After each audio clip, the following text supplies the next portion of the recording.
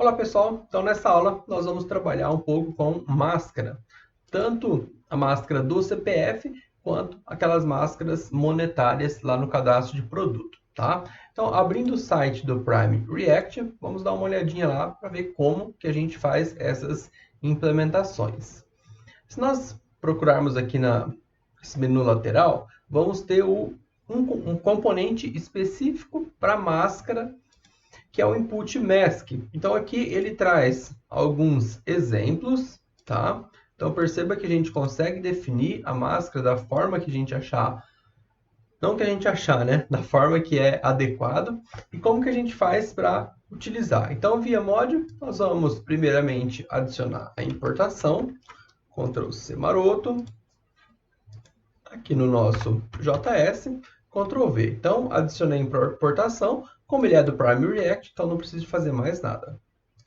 Voltando lá, como que ele funciona? Então, ele tem a base de um input text, tá? Tem o value, o onChange e assim por diante.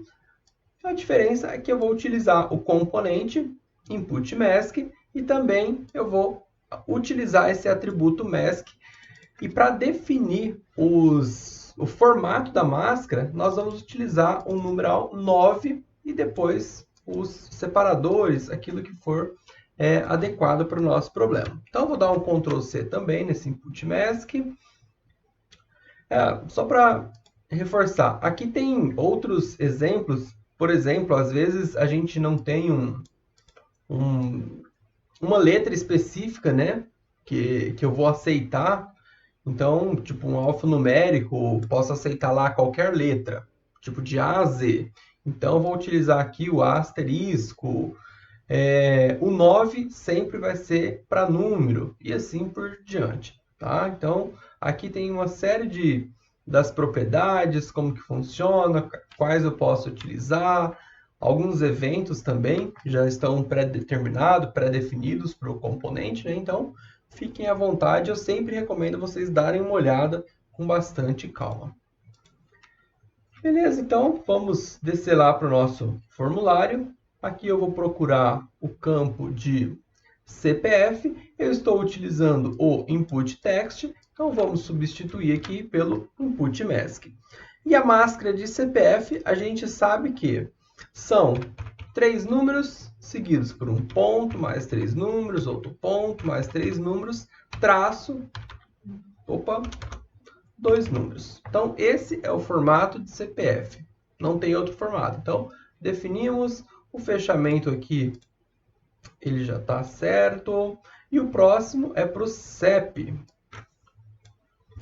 O CEP, como ele já é conhecido também, são 5 números, né? Seguido por um traço e 3 números, tá? Então, esse é o formato de CPF utilizado. Então, por enquanto, são esses dois campos que a gente vai definir um formato aqui no cadastro de pessoa. Para o e-mail, por enquanto, a gente vai utilizar o input text e depois a gente vai fazer uma validação para verificar se no e-mail a gente tem o formato ali correto. Algum texto com uma barra, depois algum outro texto com ponto e assim por diante, tá? Mas por enquanto, vamos testar para ver como que tá. Então, CPF, olha só, digitar aqui 000 1222 11122. Então, tem o formato correto. Para o CEP, eu tenho também aqui, colocar aqui 85, 965, 252. Tá joia? Tem o formato correto. Se a gente fizer esse cadastro, ele vai salvar. Beleza. Por enquanto, percebam que esse CPF aqui não é o meu CPF, é um CPF inválido. Depois a gente tem que validar. Nós não podemos permitir o cadastro com esse CPF inválido. Tá joia? Por enquanto, então vamos deixar dessa forma. O que nós vamos fazer agora? Trabalhar com a máscara no cadastro de produtos. Depois a gente vai fazer aquelas validações lá também, tá? Só vou direcionar o foco da aula para a gente não trabalhar com coisa diferente, a aula também não ficar muito grande. Então, aqui nos produtos, que nós temos que fazer? O valor de custo e o valor de venda, a gente tem que adicionar a máscara monetária. Então, para isso, vamos dar uma olhadinha lá também no Primary React. E nesse menu lateral, nós temos o Input Number. O Input Number, ele tem diversos exemplos aqui do uso do componente Input Number. Inclusive para Currency, que seria para valores, né? Para valores monetários. Então, aqui tem para outras informações também, por porcentagem, aqui para expirar, para temperatura, enfim. Tem diversos exemplos. Então, para a gente começar a utilizar, primeiramente, vamos adicionar a importação. No produto JS, vamos lá no início. Aqui já tem até a importação do input number, então já está certo. Beleza, só confirmar se é essa mesmo, é essa mesmo. Então, agora vamos aqui embaixo no nosso formulário. Tem o input text para valor de custo e valor de venda. Vamos começar aqui pelo valor de custo. Então, se a gente der uma olhadinha, ele já traz aqui para a gente alguns exemplos. Decimal mode, porém ele já tem o mais específico, que é o de currency. Então, o que nós temos? Componente, input number, o modo, é um outro atributo diferente do input text, qual que é o formato monetário e depois também qual que é a localidade, locale. Por quê? Ele vai apresentar para a gente aquele formato do real, tipo o RS. Se porventura for para uma moeda para o dólar, então vamos utilizar o USD e assim por diante, tá? Vamos dar uma olhadinha na documentação para a gente ver qual que é o termo correto utilizado aqui para o real. Vamos ver se ele apresenta para a gente.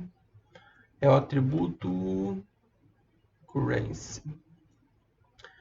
Tá. Então aqui ele fala, usa formato, possíveis valores são do ISO 4217. Então é nesse ISO que ele na verdade assim, o componente ele faz uso dessa ISO, que é específico para currency codes, para definir o formato. Então a gente pode fazer o seguinte: ISO 4217, ISO 4217, Currency Codes Brasil.